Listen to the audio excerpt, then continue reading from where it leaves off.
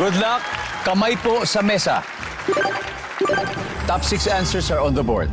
Kung may darating na alien sa Metro Manila, ano kaya ang una niyang irereklamo? Go. Sister Beth. Mainit. Mainit sa Metro Manila. Survey na ba yan? Pwede? Father Rocky, kung may darating na alien sa Metro Manila, ano kaya ang una niyang irereklamo?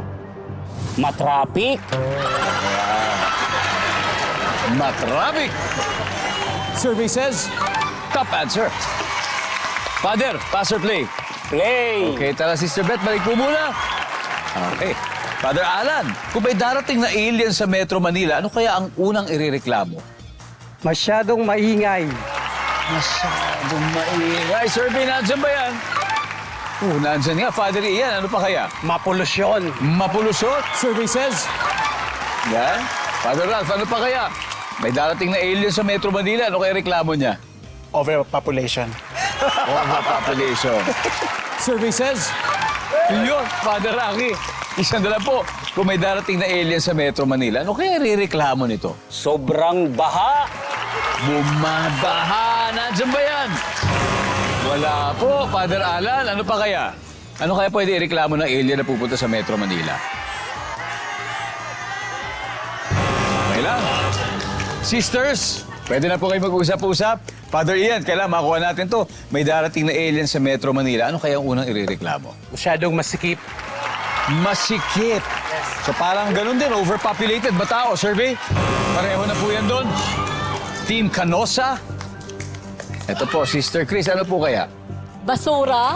Basura? Sister Chato? Korupsyon. Corruption? Sister Iman? Mga leader. Mga leader sa gobyerno. Yung mga leader sa gobyerno, baka related dyan, Sister Beth. Kung may darating na alien sa Metro Manila, ano kaya ang una nilang irereklamo?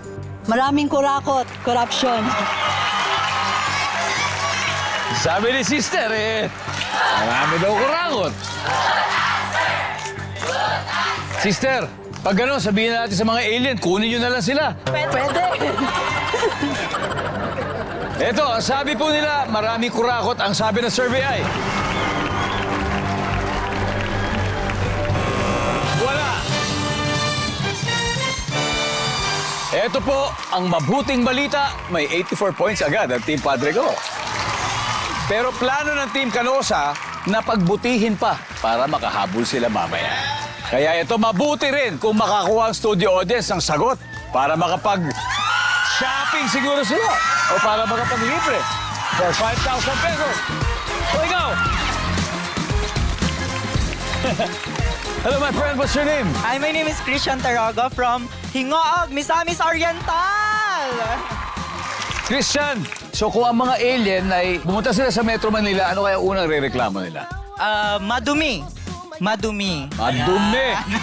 Madumi. Pero hindi naman yata lahat ng bahagi ng Metro Manila. Hindi naman lahat. Hindi naman lahat. Pero madumi pa rin sa ibang part. Nandyan ba ang madumi? Yo!